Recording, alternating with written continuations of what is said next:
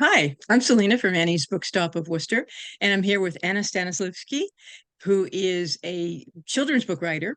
And Anna, for readers unfamiliar with your work, how would you describe what it is that you write? So I write picture books, chapter books, middle grade novels. I think what they all have in common is that they're either magical or they're funny or they're both. And a lot of them have a big fairy tale influence. Ah, okay. So, what can readers expect from your latest book? My latest book is a picture book that just came out from Barefoot Books last month. It's called My Cousin's Mermaid, and it was illustrated by Ewa Poklewska-Kozieło. She's a Polish illustrator. And this story kind of connects all the things like that from like my childhood. So I was born in Poland. I lived there for the first 5 years of my life, and then my family moved to the United States. So I have this sort of that experience of going back to visit Poland and seeing relatives I hadn't seen in a while, and feeling a little nervous about not knowing the right words to say and all that sorts of thing, and feeling like, oh, I have this family that I don't see very often. So in some ways, they're kind of strangers to me every time that I meet them. And then the other element of the story is my love for fairy tales, which I mentioned. I grew up loving Polish fairy tales and legends. And so I kind of merged those two things in this story. And so it's basically a story about a girl who's visiting family in Poland, and she and her cousin are kind of feeling really disconnected at the beginning. They don't have much in common. And then they both realize that they love fairy tales, and that kind of, they form that bond. So that's basically the gist of the story and how it was inspired by kind of my love of those things. So that really was the inspiration for this book, is your love for fairy tales? Well, it's funny. My inspiration actually, it was more like this book was kind of an assignment that my editor gave me. My agent put me in touch with an editor who was saying that she specifically wanted a book set in Poland. And that's all she gave me. She said it can be somebody about somebody who lives there, it can be about somebody visiting. And I thought, okay, well, I haven't lived there since I was 5, so, but I have visited many times. And so I thought I could write about that experience of, a girl who's visiting and, visiting family. Um, and I think what brought the fairy tales into it was this idea, like I said, it's like the thing that I loved. And I think that, there are a lot of things that since I've grown up in the United States, there's a lot of things that feel sort of distant to me from the place, about the place that I came from. But one thing that I feel like has really endured and helped me to kind of to continue to feel connected to Poland are the stories that I grew up with. I think a big part of that is because a lot of the fairy tales and the legends are grounded in real life places in Poland. So like in the story, it talks about a dragon, and in Krakow, there is a castle with a cave underneath it. And there are legends that there was like a real dragon that lived there. You can go into this cave under this real castle, and you can be like, this is Oh. where the dragon lived. So I grew up with that kind of stuff. And when I would go back to visit, I would see these places that were, kind of in the stories that I loved. And so I feel like that was a thing that like physically grounded me to that place. And so I think that's what I wanted to bring in, this idea of like connections, because I love the way that stories connects people. And I really wanted to kind of highlight that in the story. So it started with just an assignment, write a book set in Poland, and then I brought all these other kind of things to it. Oh, interesting. So what do you think draws readers to these kinds of stories? So I've done a few events for this book. It came out a few weeks ago, so I've done a few events, and I did one that was specifically a cousin themed a story time, and so many kids came with their cousins, which was so wonderful. So I think there's something about having that family connection and feeling like these are like not your siblings but kind of your siblings, and like people that you kids that you grew up with. So I think there was that element. I think there's also, there are kids that showed up and just said, I love mermaids. And I think there's something, I love mermaids too. There's just something about like imagining that these creatures may really be there somewhere, like lurking out of sight. I think that that's the thing that like really appeals to me about them, and just having that like little interplay of reality and fantasy. And so, and kind of thinking, oh, what if that really could be true? So I think that's the thing that draws me to this kind of, the kinds of stories that I write. And I find that that's something that readers have been responding to in this book in particular. Ah, okay. So, what were the steps that you took to bring it from original inspiration to final finished book? So it went through a lot of drafts. Like I said, I didn't have much going into it. When I first wrote the story, it was about actually a girl visiting her grandmother in Poland. And my editor liked it, but she said, we have a lot of books about grandparents and grandchildren. And she said, is there another member of the family that it could be? Like, could it be an aunt or a cousin or something? And when she said cousin, I thought, yes, I could do that because I have a lot of memories of visiting Poland and hanging out with my like older cousins and just feeling like really out of the loop about the things they were talking about and, just like wanting to belong, but like really not feeling like I fit in with them. And so I thought that like that really sparked something in me. So I made it like an older cousin, a younger cousin. And so that went through a lot of changes. And then the other thing that went through a lot of changes are so as the girls, they start off, these two cousins, they start off really kind of disconnected, and then they realize they both love fairy tales. And after that, they wander around Warsaw and they're kind of telling each other stories. And we get to see like little snippets of the stories in the background as they're telling them. And so those stories, those Polish fairy tales and folk tales, those were the ones that changed a lot in the story, where I had to kind of choose which ones I wanted to use and then kind of think about, well, which ones are going to be the most kind of dynamic for the illustrations. And then I went back and forth with my editor a lot about kind of like, okay, well, this one has like the devil in it, so maybe we don't want maybe we don't want that one. Or just kind of thinking about which ones like feel the right for this particular audience for this story. And then kind of thinking about like how much of the story to include, like how to summarize it so that you get like a hint of what the fairy tale is, but still keep the focus on the two characters. And so that all changed quite a bit. And then the other part that was like so much work, but that like really was worth it was the back matter. So at the end of the story, there are little summaries of each of the fairy tales and legends that are included in the book. And so I had to kind of, again, choose which ones I went to and then think about like, how can I in like 2 or 3 sentences perfectly encapsulate this, like, this fairy tale that from my childhood, like, how can I make it convey kind of exactly the right thing about it? And then there are also, other bits of back matter that I had to do. So there was a lot of work on that and like revising that and making sure that it all just fit together. How did you deal with language? That was tricky Yeah. because, yeah. So in this story, some characters are speaking English, some characters are Mm. speaking Polish. It's difficult, especially in a picture book, because you have so few words. You want to be really clear about who's speaking what language and whatever, but you don't want to use up your word count by clarifying those things. It's very difficult.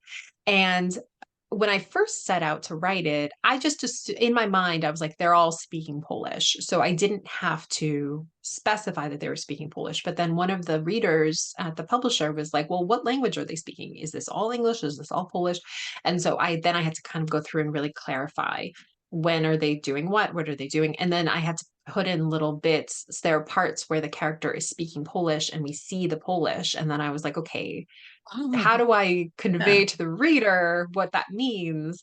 And so we wound up doing like a little like asterisk, like to show you like what the pronunciation below. And then what I wound up doing was like outside of the dialogue, I just restate it in English so that you understand. There's only a few little phrases because I didn't want it to be overwhelming. But I did want the reader to come away feel with it feeling like they just had like a little like a taste of what Polish sounds like and looks like, but not so much that it would be, like discouraging for whoever the reader is, that's an adult or a child. And so, yeah, that was something I went back and forth a lot about. And I think we found a good balance, but it took some trial and error there. Yeah, I would imagine. And the language barriers between between the cousins, right? Yeah, definitely. Because at the beginning, the main character, she's kind of like, everyone's talking, speaking Polish so quickly, I can't understand what they're saying. Because like the Right. implication is that, she's learned it, her mother speaks it with her. But when you have relatives who are speaking it really, really quickly, it makes her feel like she can't keep up, and then also makes her very self-conscious about her own ability to speak Polish. Right. And that does happen in real life a lot, I would assume, you know. Yes. I mean, I have that experience definitely. And then also my daughter, I speak Polish with her. My husband does not really speak Polish. So I speak it to her. She doesn't really speak it back to me. So she understands it, but she has a hard time speaking it. And so there's like all these different levels of like, language proficiency that I was kind of that were in the back of my mind as I was working on the story. Yeah, I know. And with my grandparents, they spoke a different language, and it was hard to sometimes to understand what they were saying. Yeah, and that Yeah. happens a lot. Yeah. Right. And So, even then, and then on top of that, you have sort of cultural differences and things like in the mhm. story, the main character, she and her cousin are watching a TV show, but she doesn't understand any of the jokes. So it's not even like necessarily a language barrier. It's like a cultural like context that she's lacking. So I feel like there's that as well. And then there's plus generational differences and all those sorts of things that can play into it as well. Right. So, what kind of research went into writing this book, and how much research did you have to do, and how much did you actually know already? So one of the things that I researched, I really wanted the first half of the story is set like indoors, where the cousins are like in an apartment, and then the second half is set in Warsaw. And I really wanted to like show the city and get a sense of like these fairy tales being in a physical space, and then also give like the reader or the audience like a glimpse of like certain landmarks and things. So that meant that I had to sit there with like Google Maps and just really just be like, okay, if they start here, if they live here and they need to walk by these different places, and like what street would they be walking down? Like I was literally like mapping out to Mm. see. And then I was like, could they physically walk that distance? Like believably, like two children walking, could they do it in 45 minutes, like however long? So I really had to like physically map it out and then think about what landmarks are on the way and what would be where. That was something I'd never had to do before. Like, sometimes I draw maps and things for stories that I'm writing, but they're always places that I've made up. So this was the first time that I was like working with like a Ah, real physical place where I had to figure out exactly how the characters, because I was like, if I get this wrong, people are going to know. There's going to be somebody who's like, there's no physical way they could have walked from here to here in, however much time. And so that was a big part of it, figuring that out. And then, like I said, a lot of research on so another thing in the back matter is are landmarks. So there's like a find the landmarks in the illustration. So we had to kind of choose which landmarks we want to do, and then there's a little bit of history about each landmark. So I had to research that, and then there were like fun facts and history about Poland. So then I had to research that, and so there was all these things that I was researching, and then figuring out like how do I state this in a way that's clear but not so simplified that it's incorrect. There was a lot of that kind of negotiation that I was doing with the just figuring out like the best way to convey the information that I was finding. So it was so much research and much more than I've ever had to do for any other project. It was a little overwhelming at times, but I'm so glad that I did it because I feel like it just all came together. And then with the illustrations and the illustrator putting those landmarks in the illustrations, I mean, it just all came together perfectly. So I was glad to see that all that work was worth it. great. So, what is your favorite research story? And it doesn't have to be from this book, but what's your favorite research story? So something that I found that didn't make it into the book, but it was so oddly like just I don't know, it was just kind of dark and bizarre.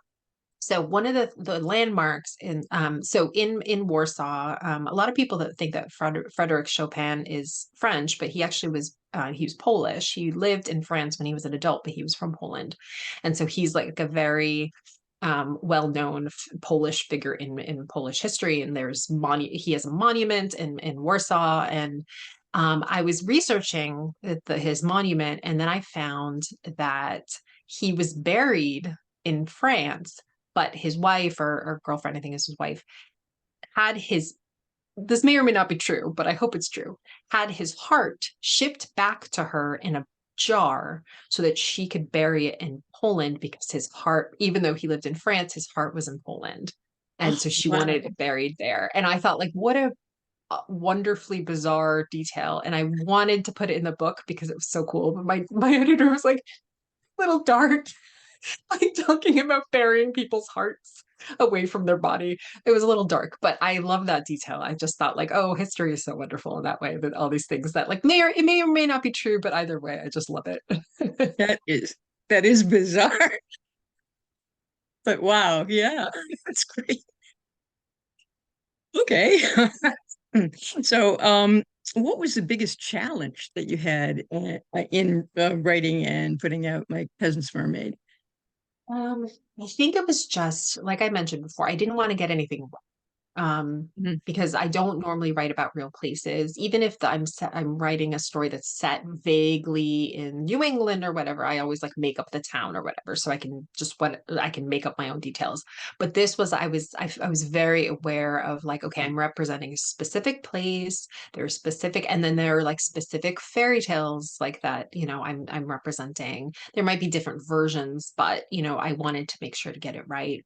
There are certain customs that I wanted to convey and all that. So, there were little, really tiny details that we went back and forth about in illustrations. Like, for example, in Poland, like people do not wear shoes indoors. Like if you go into somebody's house, you're either in your socks or more likely they have guest slippers that you put on. And you would never ever walk into somebody's apartment or house and be wearing shoes. You just wouldn't, at least not in my experience. That's not true for everyone, but it's not my experience. And so um that was something where in the illustrations, when I first saw the sketches, I was like, oh no, this character is wearing shoes indoors. And there was this whole back and forth with the illustrator, and the illustrator was saying, well, where I live, like it's okay to do that. And I was like, okay, but like from my experience, it wouldn't be. And I actually wound up reaching out to my cousin, which is funny, right? Like for a book about cousins, I reached out to my cousin who lives in Warsaw, and I sent her the book. And one of the things she said was, well, they wouldn't be wearing shoes in the house. And I was like, okay, good. Not just me. So, those kind of little tiny details, it doesn't seem like a big deal. I really wanted to get it right. I think, especially because it's a place that I've visited often, but I haven't lived there for a really long time. And I wanted to make sure that everything just was like as authentic and as real as I could get it. So it was very, intimidating at times because I felt like, oh, there's so many little things that I could get wrong, and there probably are things that I got wrong, but I wanted to just make sure that do the best so that I could to like the best of my ability, which was a lot of work, but I'm happy with how it turned out. Wow, that's great. So, was there any character that you loved or hated the most in your book? Loved or hated the most. What I think more so than the character, I think the relationship that I like. So when I said Okay. that this story started as a book between, a story about a girl and her grandmother, that relationship felt very um it didn't feel quite right. And I think it's just because there's such a generational divide and a cultural divide and whatever language kind of divide. So when I made it cousins, I felt they were a little closer, but they still felt so distant. And I thought that I really enjoyed creating that dynamic where at the beginning they're so distant from each other, like they have nothing in common. And then then they realize they both love fairy tales, and especially mermaids, and then they like that's like the like a connection point. And then from then on they get physically closer and more excited about like being together. And I just loved exploring that relationship and kind of figuring out the dynamic. And then I was so excited to see how it played out in the illustrations when I saw them. So I'm looking for the page because I want to show it. Oh, that would be great. Yeah. So where it's like here they are, like they're watching TV, and then the line says, we might be cousin sisters, but it feels like we're strangers. And so they're sitting next to each other, but they're like, so they could not be further apart in terms of like their connection. But then I love this moment where they both realize that they love mermaids. And then they're kind of like, oh, and then from then on, they just get closer and closer and closer. And then like they're sitting at the end, and they're like really connecting. And I love that so much. I was so fun to I felt like I worked on the emotion of it, and then seeing that come across the illustrations was, oh, it was like my favorite part. It was just so satisfying. Okay, great. So, what else can we expect from you in the near future? So let's see. I always have something in the works. I have this series that I've been working on under a pen name, the Simon Seahorse series, written as Cora Reef. So the last book in the series is coming out, I think in November. I could be wrong. I I think think it's so. November I think that's soon. And so I have that coming out, and then I have my first graphic novel that I've sold, but it's not announced uh, yet, so I can't really say anything about it. But that's something that I have in the works. And then I always have lots of other things going on, but those are the kind of next things in the queue. So great. So you've written chapter books, you've written picture books, you've written novels, even now a yes. graphic novel. Wow. Yeah, exactly. I love graphic novels so much. And so especially my daughter is 8 and she reads them all the time. So I feel like I even more so appreciate them now. She's always like reading one and being like, Mom, you have to read this. So I've been reading so many, like just such great ones. And it really inspired me. I feel like I think what I love about picture books is that interplay between text and illustration. And that's what I love about chapter books as well, where it's like, kind of you have so much plot, but then there are also these really great illustrations. And so it was a very fun challenge to kind of do that with writing a graphic novel. I'm not illustrating, but I wrote the graphic novel script. So that was really fun. And I have a playwriting background. That's what I went to college for. So I feel like those skills have actually translated like surprisingly well to writing graphic novels. So it's been fun to kind of, use those muscles again after not using them for a long time. Oh, that's great. Yeah, kind of like it's like storyboarding in a sense. Yeah. Yeah, exactly. Yeah, it's a different skill, but I mean, I just love any type of storytelling. So it's been fun to play around with different formats. Wonderful. Okay, now I have questions about you being a writer. What is your favorite part about being a writer on the whole writing and publishing process? Oh, boy, so many things. I think the thing that I've realized that I really love about writing, and it gives me a chance to figure out how I feel about things. I think for a long time I thought, oh, I love writing because I get to just make things up, right? And then other people get to enjoy them. But more and more I've realized that it's not just about me getting to make things up, although that is really fun. It's also for me like figuring out like, well, how do I feel about this thing? Or, I mean, I feel like with my cousin's mermaid, it forced me to really think about like how do I connect with my family that I only see every few years? Like how, what does that relationship feel like? And how do I feel about, kind of being from this place that I don't really belong to anymore. So all these things that are kind of in my brain, but I don't really consciously think about them. When I'm working on a story, I have to think about that. Even if it's something that has not very much to do with my experience, like my personal experience, like if I'm writing about seahorses, right? Like if I'm writing about sea creatures, I still have to think about, okay, well, what does that, a lot of those stories are about friendship and things like that. And so I have to think, well, how do I feel about this? Or how did I feel about it when I was young?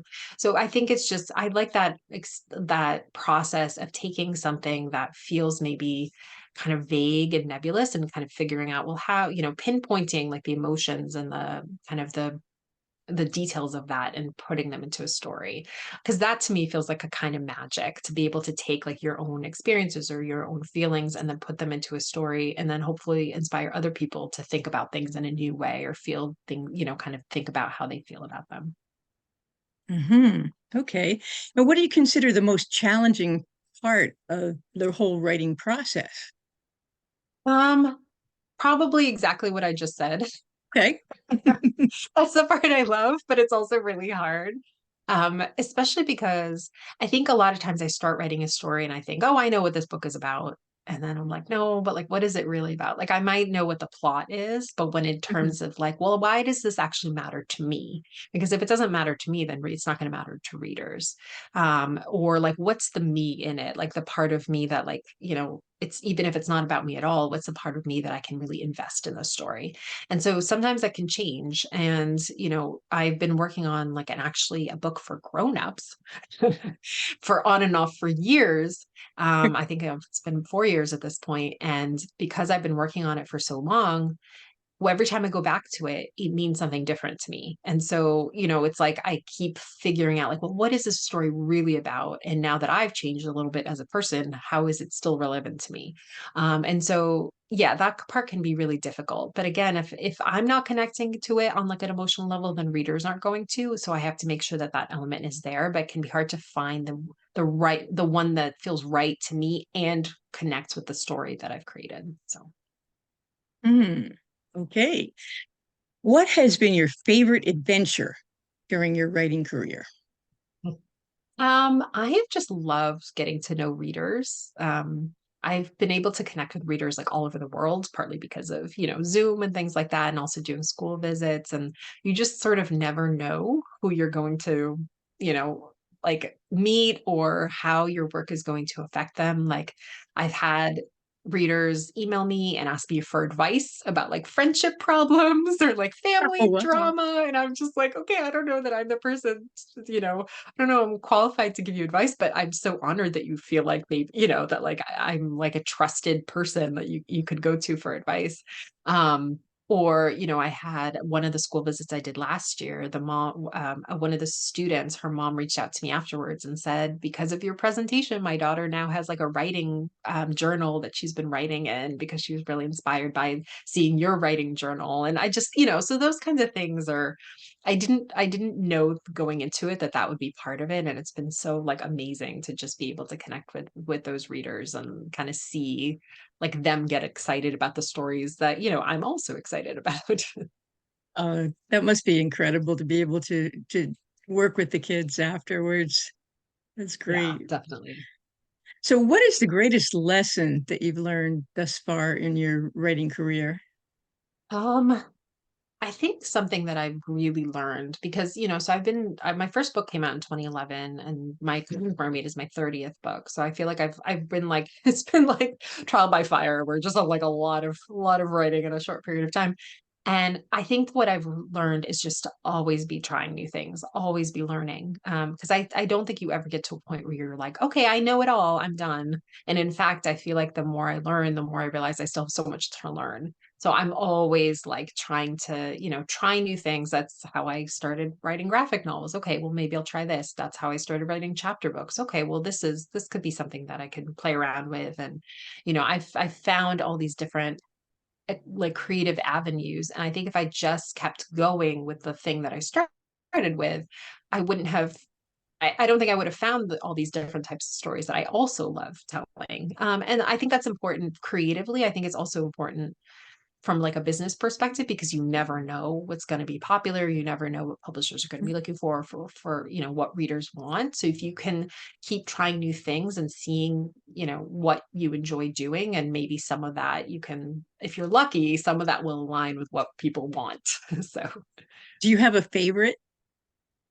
of the ones that I worked on, no, I think it's usually like whatever thing is new. So I feel like right now my cousin's mermaid is new and exciting. So that's the one that I'm really excited about. I think maybe the other one, I'll grab it. Um, so I guess I would have to say two other ones that are kind of like when people ask me this question, I think probably this. So the one is The Wonder of Wildflowers, which is my middle grade novel that came out a few years ago about and it's very much like a rooted in my experience as an immigrant. But there's magic in it. So I feel like, that to me is like married, like the kind of emotional truth of kind of coming from another country and trying to fit in, but then there's magic. So that makes it fun for me. And the other one is of my picture books is Dogosaurus Rex, about a boy who adopts a dog and doesn't realize it's a dinosaur. And that one, it still makes me giggle. I think big part because of the illustration by Kevin Hawkes. They're just wonderful. And yeah. So that one, I always like it's sometimes if you read your book like a million times you're so tired of it, but this is one where I never get tired of reading it because I know that kids are going to enjoy it and I still enjoy Okay. Yeah, that's great. Um, it. excuse me. And what piece of advice, if anything else, would you want to share with other writers? Something that it took me a very long time to learn is how to finish projects. I'm really good at starting things, and it took me a while to learn how to finish them. But I think until I learned that skill of finishing projects, I think I could have just been starting things forever, but it was like learning to finish them was a thing that really, really helped me. I've kind of realized that it was a few things for me, and it's going to be different for everybody. But one is it was just like I just have to write things really fast when like a first draft, because otherwise I'm going to just try to perfect it because I am a perfectionist. I'm going to try to get it just right in a first draft. There's no such thing. Like there's no such thing as a perfect first draft. So I've learned that I just need to write quickly at the beginning of the process and then just spend more time revising. Like that's what that to me that's the fun part anyway. That's the puzzle.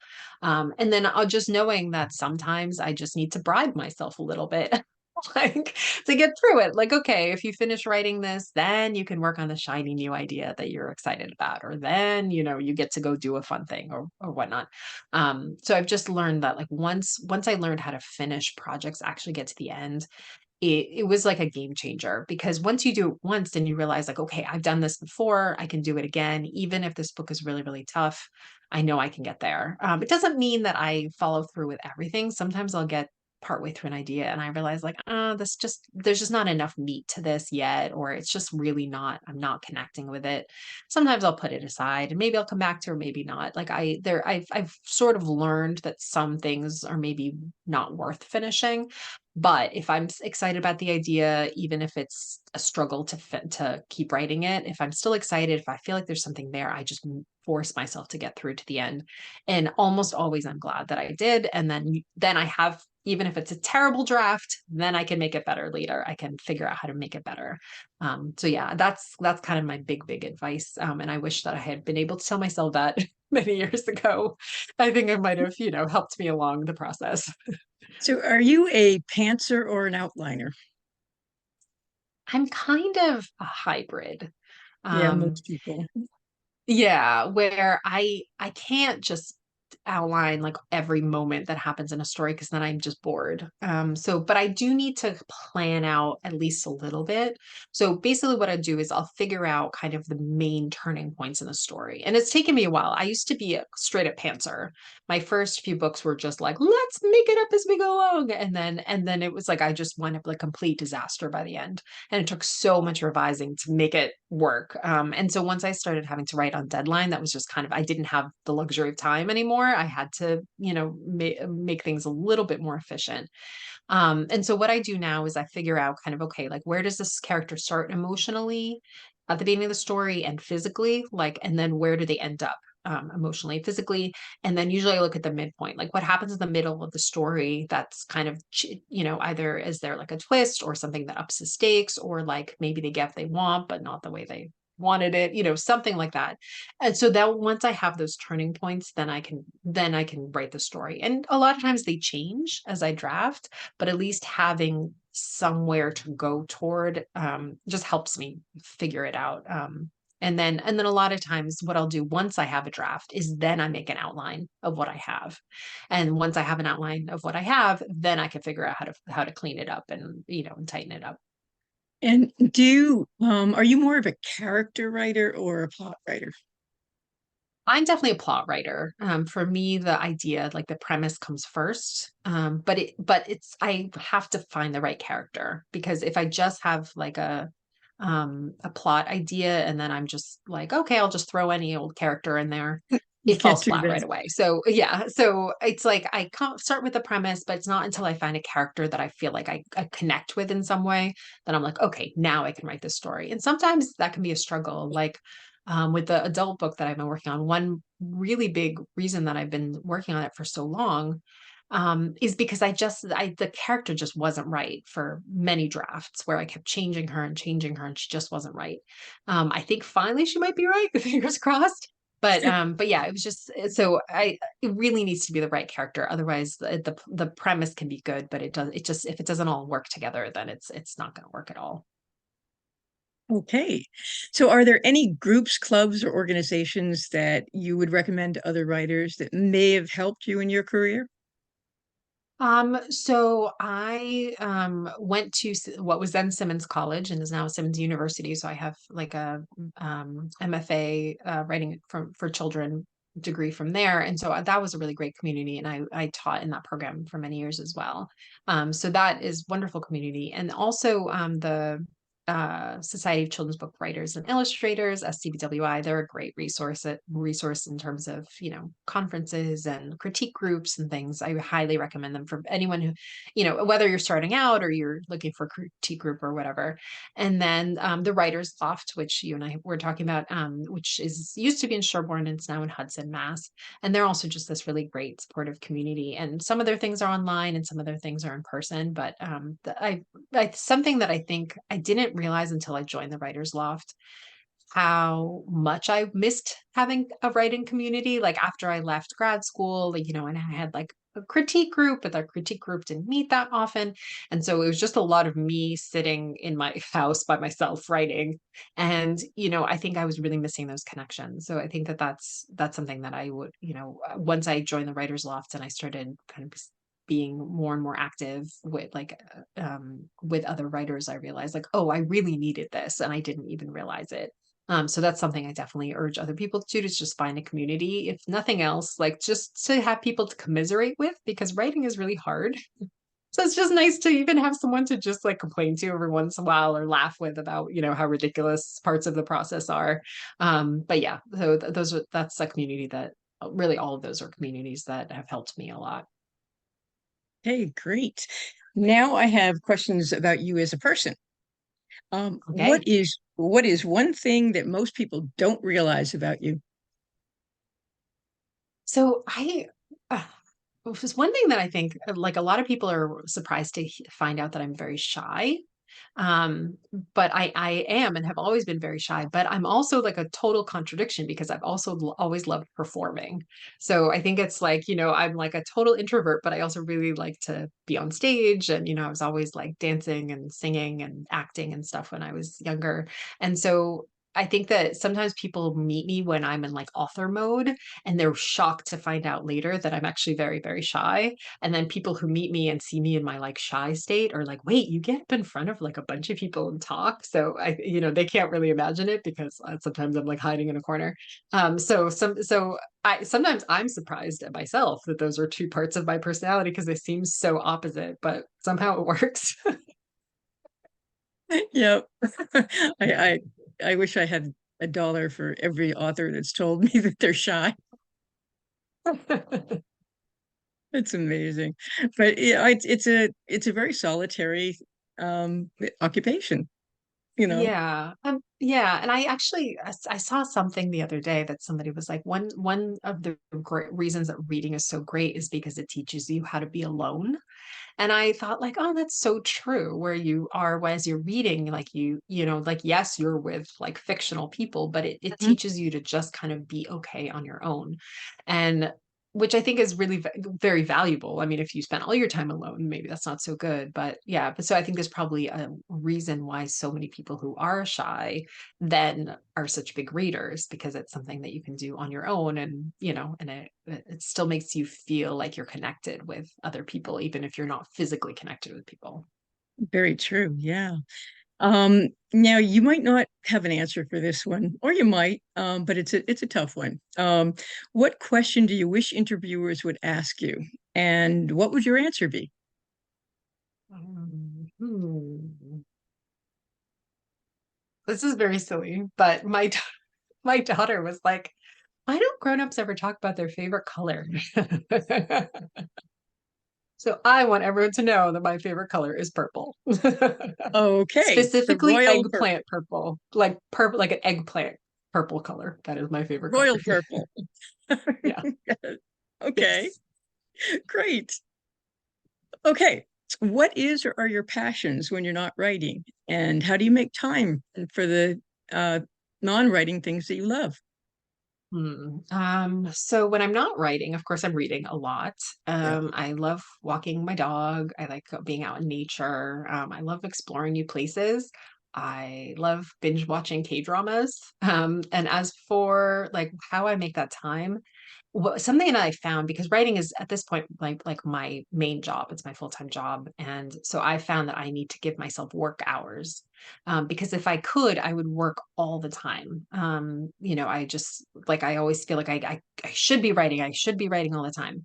But what I found was that if I don't give myself any time off, then I get really burnt out very quickly. So I make sure to give myself weekends off if I can. Sometimes I have to work a little bit on weekends if I have a deadline. And then I make sure to have like work hours during the day. Sometimes if I need to work like an extra little bit in the evening, I will, but I try to just like, think of it as like a desk job. Like, okay, I'm done, Mhm. I'm clocking out. And I think that helps with like, my stress levels, and also helps Mhm. my creativity recharge, but then it also gives me time to actually like do other things that are not just writing. Okay. And what are your writing related hobbies, if any? My writing related hobbies, let's see. So like I said, reading a lot. I also am like a craft junkie. So I love learning about not just writing fiction, but like any type of storytelling. So I'll read anything about, screenwriting or anything like that. I love watching videos where people like break down how different types of stories work, like how movies work or how TV shows work. Mm. And lately I've gotten really into this podcast. It's called Working It Out with Mike Birbiglia, who's like Hmm. a local comic. He's from Massachusetts. He lives in New York now. But he just interviews all these stand-up comedians. And I love hearing about that process because in some ways it's like writing fiction and in some ways it isn't. And so I just love hearing about different types of writing and different types of storytelling. So that's like the podcast that every morning when I walk the dog, I listen to that podcast. Interesting. Okay. So what does your writing space look like? And what do you need to have around you when you're writing or editing? Okay, so where I am right now is our guest room at our house, and I have a desk here, but I almost never use this room. Most of the time, I'm downstairs in the dining room at the dining room table with my dog next to me because my dog doesn't like stairs, so she doesn't like coming up here. And so I usually just hang out down there with her. But yeah, so those are my two. This is my nicer space downstairs on the dining room table is with like a crossword puzzle, like not a crossword, like a jigsaw puzzle like directly next to me or whatever thing is left over on the dining room table. But in terms of things I need to have, so I usually have like coffee or tea or something, some kind of little snack. And then I usually have like a planner. I have like a little daily planner that I write things in, and I have a notebook to scrawl things in, and then I have a clipboard with just like blank sheets of paper, and that way I can like draw or list things or whatever. Just sometimes I just Mhm. need like a larger piece of paper. Yeah, so that's kind of the main thing. And then yes, and then having my dog snoozing next to me usually. Yeah, that's what I was going to ask you. Does your dog help you or hinder you in your work? Usually it's pretty neutral. Sometimes she's a little distracting because I look over and she's just like belly rub. I'm like, okay, I'll give you a belly rub. Or she's like barking in her sleep or something. But most of the time she's just like really she can help me sometimes because it gets to be a certain time and she starts like stretching, kind of be like, oh, it's almost lunchtime. It's almost time for my snack and my walk. So it's like she's my clock to tell me like, okay, wrap things up because it's gonna be time for lunch soon. What kind of a dog is she? She's a husky. Oh, Yeah. Yeah. She's a beautiful. sweetheart. We adopted her like a year ago, last summer. And it was an adjustment like it always is with like a rescue dog, but she's just like she just fits in, she's awesome. Oh, beautiful. Now, when you're writing, do you like silence or music? And if it's music, what type of music? So most of the time I like silence. Sometimes this might sound strange, but sometimes when I'm having trouble focusing, I'll actually put on some music. Um, but it has to be very, very soft piano music, and I'll just have it on in the background. And for some reason, having that in the background, I think I've just sort of trained myself to be like, now it is work mode, like now everything else has to go away. The quiet piano music is on, and now we're actually working. So that actually helps me focus, but I can't listen to anything that has lyrics or anything that's loud because then I start listening to the song and I'm not paying attention anymore to what I'm supposed to be working on. Right. That makes perfect sense. And do you have any favorite foods or drinks that you like to have with you when you're writing? Can you say Yeah, usually coffee? coffee or tea. Yeah. Yes. And then usually like, I mean, I'm like, oh, if I have to have a cookie, oh, okay. Like, Oh yeah, just I but yeah, need a little sustenance. yeah, just Get a me through little. this until lunch. Yeah. Exactly. Okay. How important has the New England setting been to your work? It's actually very important. Like I mentioned earlier, I most of my stories are, especially my middle grade novels, are set somewhere in New England. And it's usually like like a suburban Massachusetts town, and that's because I grew up outside of Worcester. I grew up in Westboro, and so I feel like I had like Worcester nearby, and then like Boston nearby, and now I live in the suburbs, but south of Boston. And so like there's always I feel like that's just like a very familiar setting for me. And so it's even if I don't specifically name towns or places, it's always pretty much that it's like a New England small town that I'm writing in, and that the setting is. Ah, okay. I have two more questions for you. Where can people find your work aside from Annie's Bookstop of Worcester? And I always have to do a plug for Annie's. You can get Anna's books at Annie's if you call us at 508-796-5613, or you can email us at orders@anniesbooksworcester.com. And where else can people find your books? So you pretty much anywhere that you can buy books, you can get them online, bookshop.org, but the best place, yes, is always independent bookstore, like any your local bookstore. And then also most libraries have copies of my books as well. Okay. And last question is, how can we follow your work and share your awesomeness? So the best place to go is my website, which is annastan.com. And I update it with any events or new books coming out. And I have a newsletter that you can sign up for there.